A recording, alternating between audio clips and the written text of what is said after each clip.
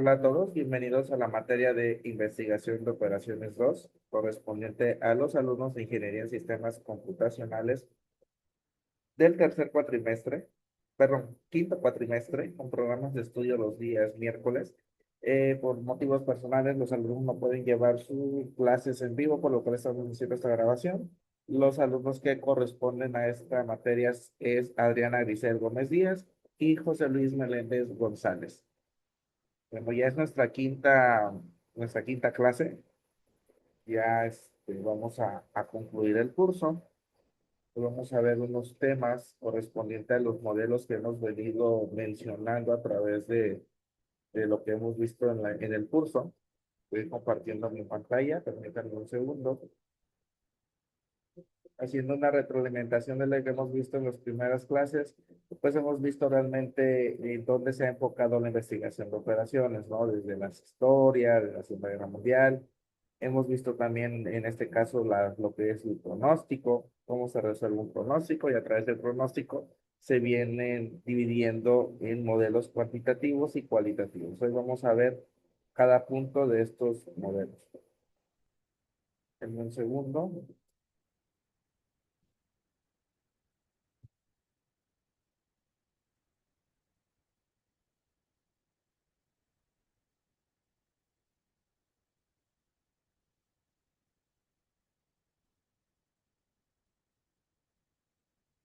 Estoy compartiendo mi pantalla.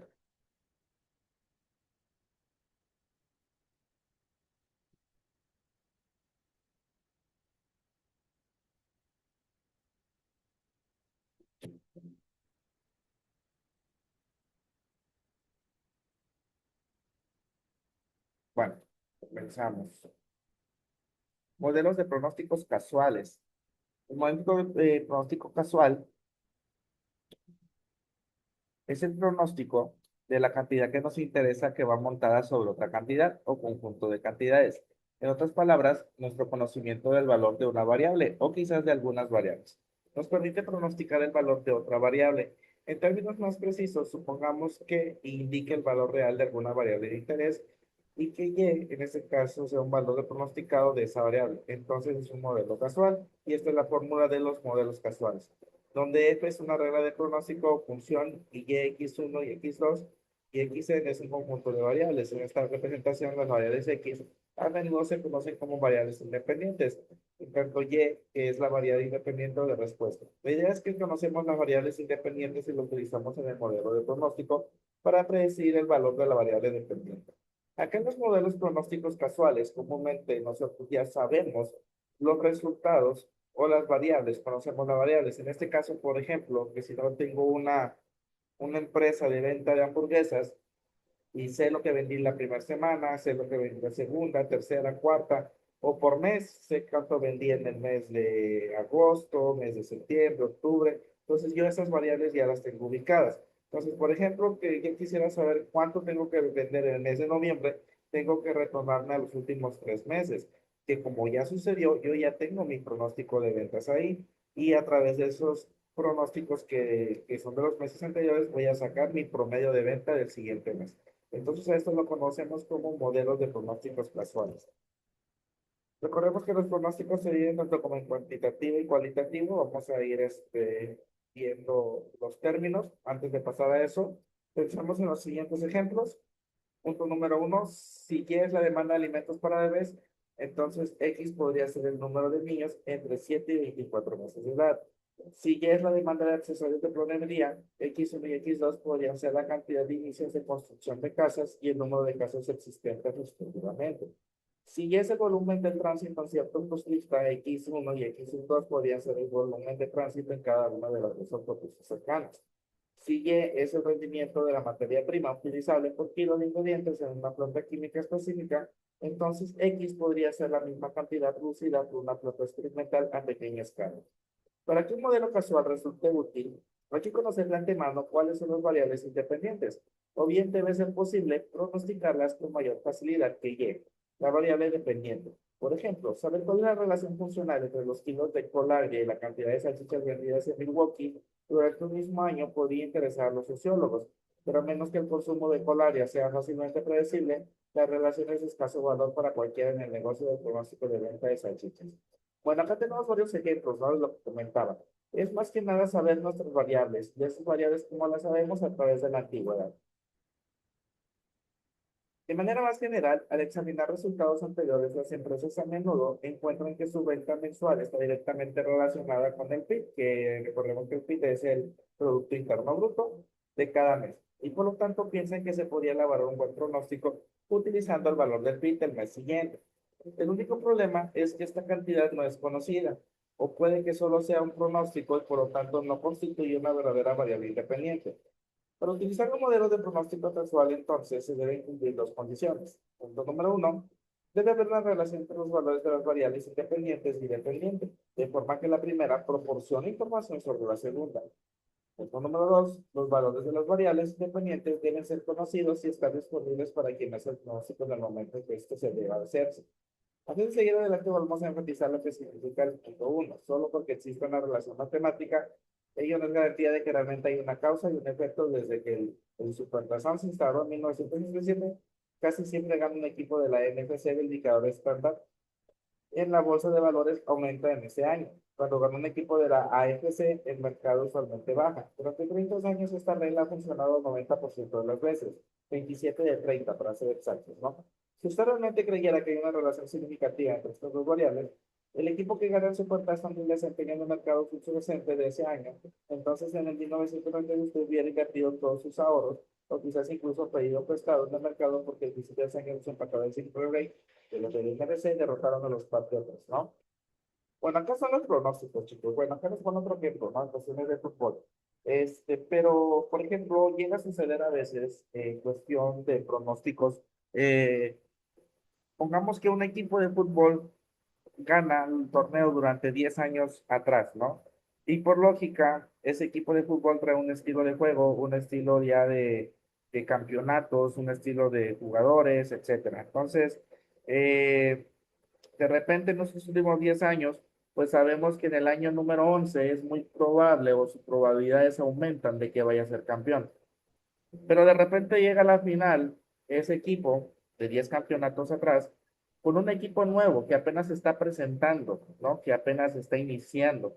Entonces la probabilidad es de ahora sí que muy mínima, ¿no? Del otro equipo de ganar.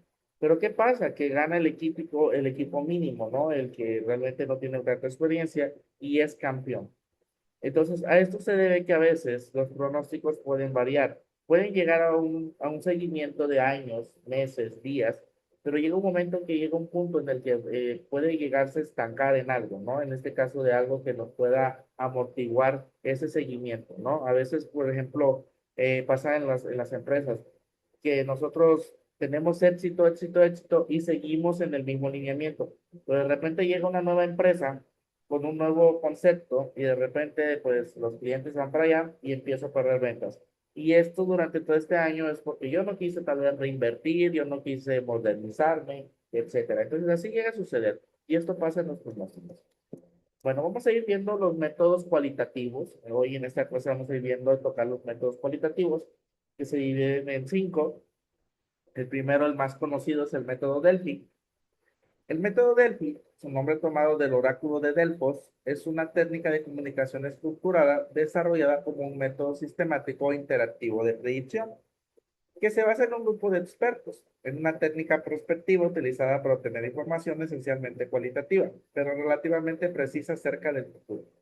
Su objetivo es la consecución de consenso basado en la discusión entre expertos mediante un proceso interactivo. Su funcionamiento se basa en la elaboración de un cuestionario que debe contestar cada experto. Una vez analizados los resultados globales, se vuelve a realizar otro cuestionario que deberán contestar los mismos expertos, tras darle a conocer los resultados obtenidos en la consulta anterior. El proceso puede repetirse varias veces hasta alcanzar cierto nivel de consenso. Finalmente, el responsable del estudio elabora sus conclusiones a partir de la explotación estadística de los datos obtenidos. El método de prevención del que utiliza juicios de expertos en tecnologías o procesos sociales, considerando las respuestas a un cuestionario para examinar las probables orientaciones del desarrollo de tecnologías específicas y metatipos de tecnologías o diferentes procesos de cambio social. Bueno, el método Delphi tiene que ir personas expertas en el tema, ¿no? Y obviamente a través de las opiniones de estas personas expertas se hace un cuestionario y se vuelve a verificar cada pregunta en la que nosotros ocupemos resolver ese tipo de pronóstico. Entonces, aquí nosotros ocupamos gente experta en el ramo, ¿no?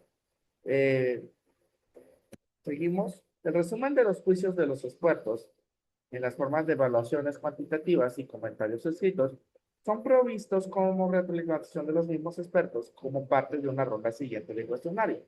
A continuación, los expertos reevalúan sus opiniones a la luz de esta información y con un consenso del grupo tiende a emerger. Wright cree que la prevención tecnológica incluye prevención de Delphi. Es una forma de análisis lógico que conduce a conclusiones sobre el futuro de atributos tecnológicos. La técnica Delphi se basa en conceptos firmes para sacar conclusiones con argumentos soportados.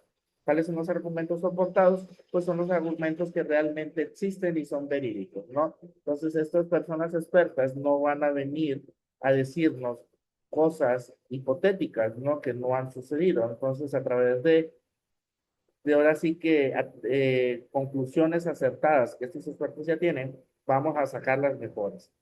Los principios de funcionamiento. El método Delphi se basa en el anonimato de los participantes, la respectividad y la retroalimentación controlada, la respuesta del grupo en forma estadística. El procedimiento.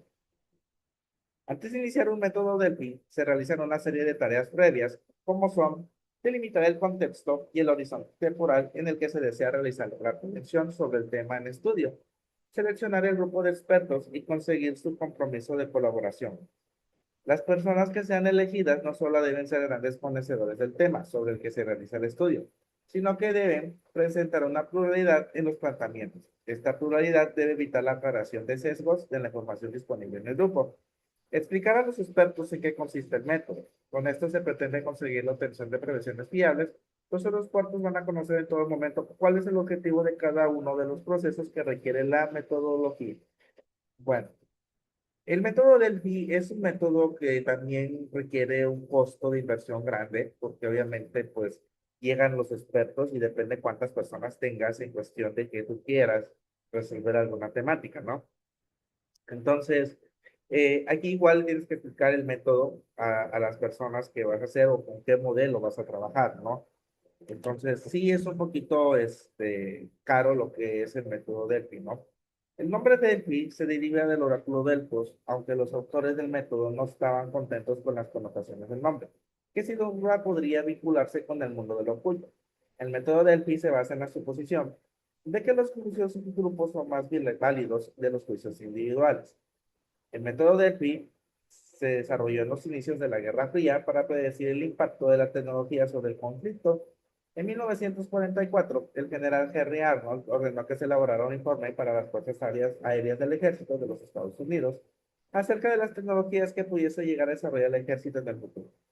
Intentaron distintos enfoques, pero pronto se hizo evidente que los métodos tradicionales de proyección tecnológica, como, por ejemplo, el enfoque teórico, los modelos cuantitativos o la extrapolación de tendencias, resultaban deficientes en ámbitos a los que aún no se habían determinado leyes científicas. Para superar estas deficiencias, el proyecto RAN se ha venido utilizando desde entonces junto con modificaciones y reformulaciones tales como, por ejemplo, el procedimiento Imen-Delphi. Varios expertos dieron su opinión acerca de la probabilidad, la frecuencia y la intensidad de los posibles ataques del enemigo. Otros expertos ofrecieron la retroalimentación correspondiente. Este proceso se repitió varias veces hasta que se llegó a un consenso. Un poquito de historia sobre el método DEL, ¿no? Suelen usarse una serie de términos en esta técnica. Primero la circulación, cada uno de los sucesivos cuestionarios que se presentan al grupo de expertos. El cuestionario, documento que se envía a los expertos, incluidos los resultados de anteriores circulaciones. Cuestionarios Delphi. El núcleo de la teoría Delphi es una serie de cuestionarios. El primer cuestionario puede incluir preguntas redactadas en forma general. En cada fase posterior, las preguntas se vuelven más específicas debido a que se forman con la respuesta al cuestionario previo. Las fases. La técnica Delphi comprende al menos tres fases. Se envía un cuestionario a un grupo de expertos, se prepara un resumen de la primera fase, se prepara un resumen de la segunda fase. Por lo general, se recomiendan tres fases, pero pueden usarse más, como en el caso del estudio Delphi de la Administración de Seguridad. El número de expertos participantes puede variar de solo unos cuantos a más de 100, dependiendo del alcance del asunto. Se recomienda un rango de entre 15 y 30 por un asunto focal. Mientras más expertos participen, también se elevarán los costos, así como la coordinación requerida para la técnica. Bueno, acá lo menciona lo que decíamos, ¿no? Mientras más expertos participen, más se elevarán los costos. Pero en sí, volvemos a repetir, lo que queremos obviamente en la empresa es minimizar costos. Siento yo que no hay una empresa que diga, vamos a invertirle bastante, ¿no? Siento que siempre buscan minimizar costos, siempre, siempre. De lo tema que sea, siempre quieren minimizar costos. Entonces, el método Delphi sí es un poco costo elevado y obviamente pues es la opinión de varios expertos, ¿no? Bueno, el siguiente tema de los modelos cualitativos son los juicios expertos.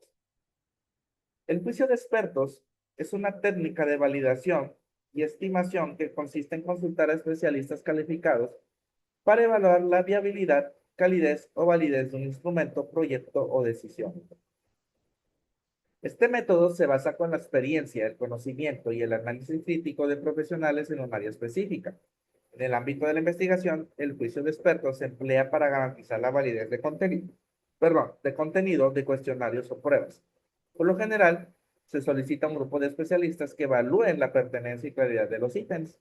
Sus evaluaciones suelen analizarse mediante herramientas estadísticas como el OV de Aike, donde un valor superior de 0,8 generalmente indica que el instrumento es válido. En la gestión de proyectos, según el Project Management Institute, es una herramienta fundamental utilizada en prácticamente todas las fases de planificación. Permite a los directores de proyectos reducir la incertidumbre, estimar cronogramas, prever riesgos y asignar recursos de manera realista y apoyándose en el conocimiento de veteranos de la industria. Bueno, aquí los juicios expertos van basado en las experiencias de estas personas, ¿no? En las experiencias de los que ellos ya conocen, y donde obviamente van a dar la validez, la calidad y la viabilidad, obviamente, de un instrumento, producto, proyecto, decisiones, etcétera, ¿no? Entonces, por acá, seguramente se usa la herramienta de Eiken, donde siempre cada proyecto debe tener una probabilidad mayor de 0,8 para que realmente pueda ser válido y ser aprobada, ¿no? Este, Cuando trabajas en cualquier proyecto, puedes toparte con temas, desafíos o preguntas que simplemente no sabes cómo resolver. Estos son los casos en los que necesitas un experto. Los gerentes de proyectos usan el juicio de expertos para resolver problemas complejos durante los proyectos de alto impacto. Estos expertos están especialmente calificados para tomar decisiones basadas en sus años de experiencia. El juicio de expertos es cuando llamas a un experto para obtener una opinión calificada en una metodología de estimación para la planificación de proyectos que confía en la opinión del experto, para estimar los detalles cuantitativos del proyecto, como los cronogramas y los recursos potenciales. Según el Project Management Institute of la PIMI, el juicio de expertos es una de las herramientas más comunes de planificación de la gestión de proyectos. En la guía sugieren el juicio de expertos como una posible herramienta de cada uno de esos procesos.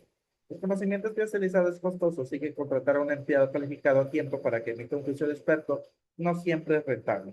En su lugar, muchas empresas contratan expertos externos para realizar las evaluaciones y los usan para supervisar y controlar el trabajo del proyecto en áreas específicas. ¿Cuándo y cómo usar los juicios expertos? Uno de los motivos por los que el juicio de expertos es tan común es porque se puede explicar a una variedad de situaciones. Es una forma útil de obtener una perspectiva externa de tu trabajo, pero es subjetiva y necesita pautas. El juicio de expertos se puede utilizar para ayudar con la gestión de recursos. Por ejemplo, un experto puede ayudarte a determinar cuántos recursos necesitas para lanzar un nuevo producto, función o incluso una nueva empresa si estás en la fase inicial. También puedes usar el juicio de expertos cuando hay mucho en juego. Si tienes que trabajar en un proyecto de alto impacto, te será muy útil obtener una validación de expertos antes de avanzar. Antes de la planificación del proyecto, si estás desarrollando la carta del proyecto antes de crear el plan del proyecto en cualquier software, es recomendable llamar a un experto para que le revise y confirme que su proyecto es viable. Para la gestión de costos, que es lo más importante para la empresa, ¿no? Los costos, cuando tengas que determinar la estimación de costos para los precios de productos o incluso la contratación, contar con un experto que te ayudará a acercarte lo más posible a una cifra realista, ¿no? Bueno, en conclusión, sabemos que los juicios expertos, pues sí nos van a llegar a resolver la problemática o el problema que tengamos o la validación de que si el producto está bien o está mal, pero la consecuencia va a ser el alto costo, ¿no?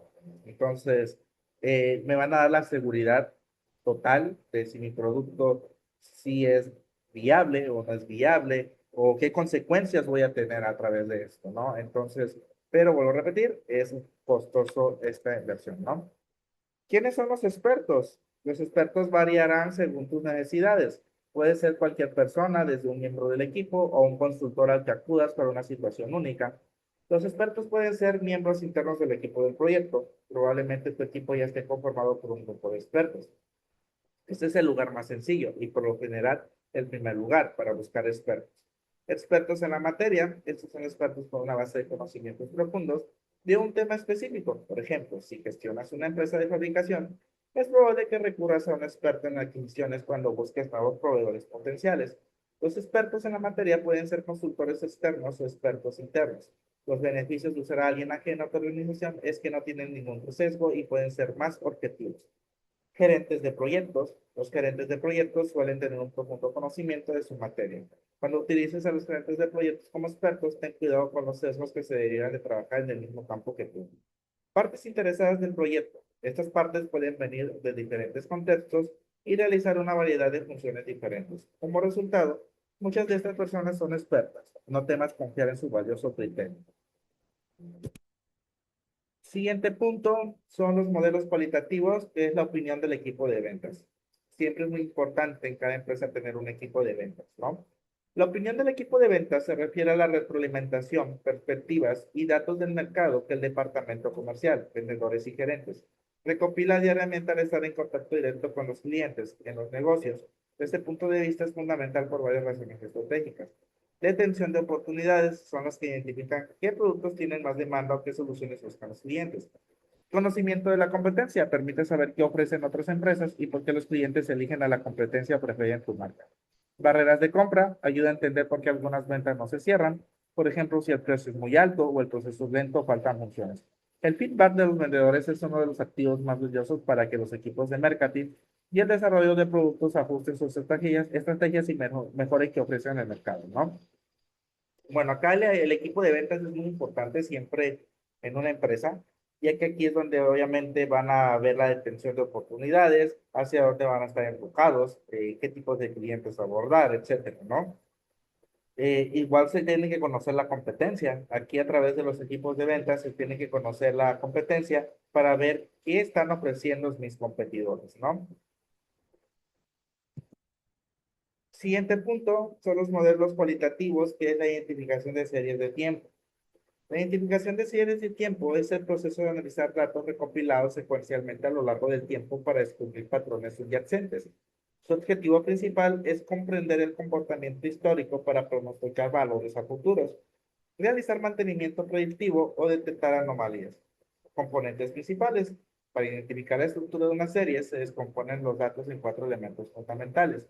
La tendencia direcciona a lo largo plazo los datos: crecimiento, decrecimiento o estancamiento. Estacionalidad, patrones recurrentes y predecibles en intervalos de tiempos fijos. Por ejemplo, mayores ventas de juguetes en diciembre o mayor consumo de energía en verano. Aquí en la indicación de series de tiempos se utilizan gráficas. Acá tenemos algunos ejemplos de gráficas: tiempos de tendencia, tiempo de ciclo, tiempo del patrón estacional y el tiempo de tendencia con patrón estacional. Esas son las grafiquitas que se utilizan en las empresas para ver cuándo, cómo estamos recayendo o subiendo. Los componentes principales son las variaciones cíclicas, que son fluctuaciones a lo largo plazo que no tienen un patrón fijo, como los ciclos económicos o de recesión. Variaciones irregulares, fluctuaciones impredecibles o aleatorias causadas por eventos únicos, ya sean desastres naturales, pandemias o huelgas. Pasos para la identificación. El análisis y la identificación correcta de estos datos requieren una serie de fases: análisis exploratorio, graficar los datos cronológicamente para inspeccionar visualmente los patrones; descomposición, separar los datos en los cuatro componentes mencionados; análisis de estacionalidad, verificar si la medida y la varianza de la serie permanecen constantemente a lo largo del tiempo, condición necesaria para aplicar muchos modelos estadísticos; pruebas de autocorrelación, utilizar gráficos para medir cómo se relacionan los valores pasados con los actuales. Las herramientas y los modelos. Dependiendo de la complejidad de los datos identificados, se utilizan distintas técnicas para su modelado. Los modelos estadísticos tradicionales como ARIMA o SARIMA, guías para datos con fuerte estacionalidad, la Machine Learning, algoritmos como Random Forest o XGBoots, Deep Learning, redes neuronales como LSTM o PRODER, muy útiles para series de gran volumen y alta complejidad. Son softwares que nos van a ayudar en este caso a monitorear, obviamente, lo que son las series de tiempo. Por último, ya para concluir lo que es la sección, las pruebas de mercado. Una prueba de mercado es el lanzamiento a pequeña escala de un producto o servicio para evaluar su viabilidad y la reacción del público antes de una comercialización masiva. Su propósito central es minimizar riesgos, optimizar recursos y asegurar que el lanzamiento definitivo sea un éxito. Tipos de pruebas de mercado. Mercados de prueba estándar. Lanzan el producto en una o varias ciudades seleccionadas representativas del público objetivo. Pruebas de mercado controladas. Utilizar paneles de consumidores o distribuidores que ya cuentan con los datos demográficos y hábitos de compra de audiencia. Mercados de prueba simulados. Replicar las condiciones reales de compra en un entorno de laboratorio o espacio cerrado en un grupo focal. ¿Cuáles son los beneficios principales de las pruebas de mercado? Pues la validación de la demanda. Comprueba si realmente existe un volumen de clientes dispuestos a pagar por la solución. Ajustes del marketing mix. Permite probar diferentes precios, mensajes publicitarios, canales de distribución y empaques en un entorno real. Prevención de pérdidas. Identifica fallas en el producto o en la estrategia comercial antes de invertir en una producción a gran escala. ¿Qué se mide en la prueba de mercado? Como punto número uno, la tasa de ensayo. El punto número dos, la tasa de recompra. Y número tres, frecuencia de la compra, ¿no? Entonces, antes de sacar un producto, tenemos que hacer estas pruebas para ver si realmente va a tener ese éxito, ¿no? Bueno, hasta aquí vamos a dejar lo que es la quinta sección. Ya nomás nos quedaría una más. Por ahí voy a verificar qué va a ser el proyecto final y se los voy a llegar a dar a conocer, ¿no? Entonces, muchísimas gracias. Nos estamos viendo en la próxima.